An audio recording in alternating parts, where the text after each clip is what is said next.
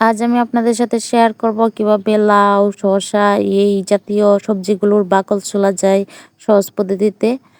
আসসালামু আলাইকুম, hello guys, সবাই কেমন আছেন? আশা করি সবাই ভালো আছেন। প্রথমেতে লাউয়ের মাথা এবং গিয়ে বুটাটা এভাবে কেটে নিতে হবে। এরপরে এরকম একটা ভেজিটেবল ফিলার নেবেন। এই পিলার দিয়ে এভাবে দ্রুত গতিতে আপনার এই লাউ, শসা জাতীয় যতগুলো সবজি আছে যেগুলো বাকল খোসা ছাড়াতে হয় এগুলো ছাড়াতে পারবেন।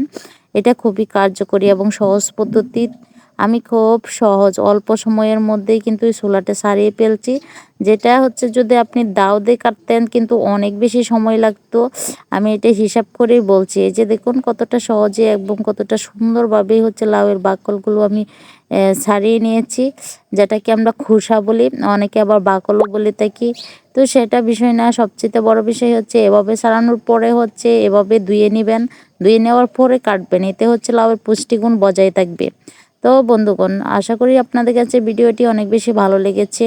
ভালো লাগলে ভিডিওতে একটি লাইক ও কমেন্ট করতে ভুলবেন না। সবাইকে ধন্যবাদ দেখার জন্য।